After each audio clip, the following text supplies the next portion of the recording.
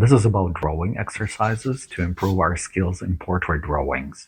Have you ever tried drawing a portrait? Yeah, I know it's not that easy. When I just started with portraits, I was focused too much on details. Look at this drawing. The shading is good, the highlight is perfect, not too strong, and it's totally useless.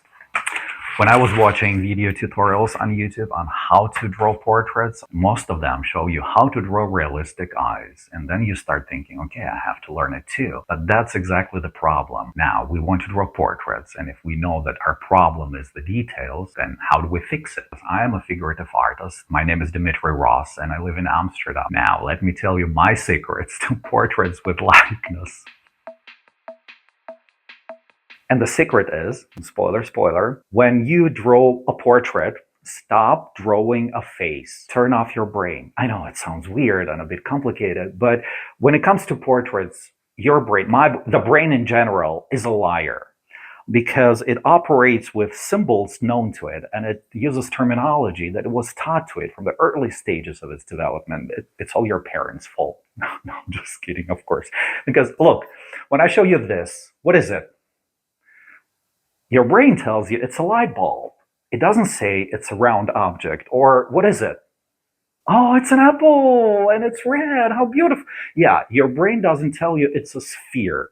So the same with portraits. When you see a face, your brain tells you this is a nose, this is a mouth, ears, eyes, etc., etc. So how do you turn off your brain? So it doesn't speak the language of symbols, but it speaks the language of shapes. I will show you three very good exercises that have nothing to do with faces or portraits, but they have everything to do with likeness.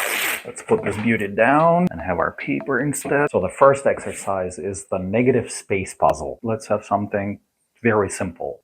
A frame. Yeah? And in this exercise, when you draw the frame, do not draw the frame baguette. I believe that's what it's called. Draw the air between the baguettes.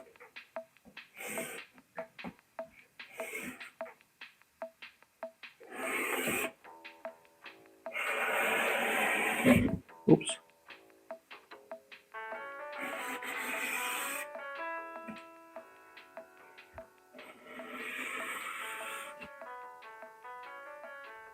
Now let's have something a bit complicated. And I'm drawing with charcoal, but you can do it with graphite pencils as well. Let's have a chair.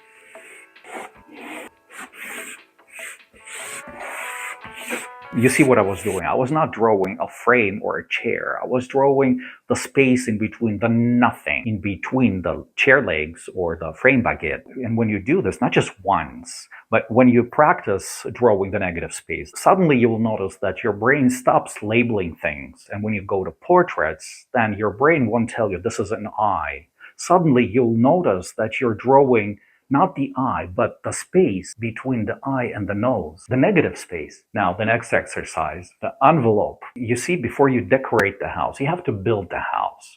And before you place a feature on a face, you have to build this feature. You have to build this object. So you have to trap it in a cage with straight lines, no curves. Curves are for the very end, because when you don't build the form correctly, then no matter how good you are at shading, it won't help. And this exercise, you have to do it very fast. Let's try.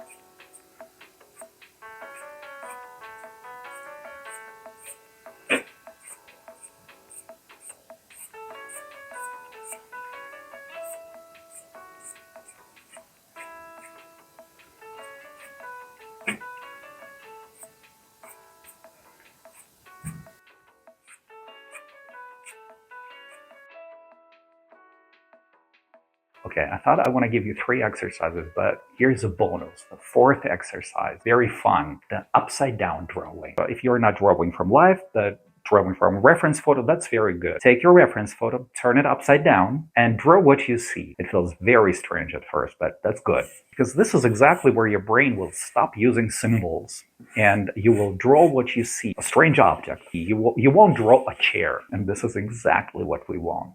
When I was working on my self-portrait, I was not thinking, oh, I'm drawing Dimitri. That's my name, by the way. No, but I was drawing shapes, the negative spaces, the lines, and I was checking the alignment. And I promise you, the strange thing you will also notice that the likeness will be there before you start drawing details. So stop polishing your bad drawings and go back to grammar and learn the abstract language. Learn the abstract language of the shapes. Draw something very simple. Do you need a perfect, realistic eye right now? No. And it can wait. But the structure, if you don't have the structure, you won't have the likeness with a perfect, realistic eye. And you might think, these exercises, they look so stupid and simple. But yes, they are. But they are so effective. If you ask any art student you know, they will tell you they did these exercises too. And if they didn't, they probably cannot draw portraits. Now when I'm thinking about it, actually I do have more exercises for portraiture. Maybe I should leave them for another video. I'm Dimitri Ross, a figurative artist in Amsterdam, and I will see you in the next one. Ciao, ciao.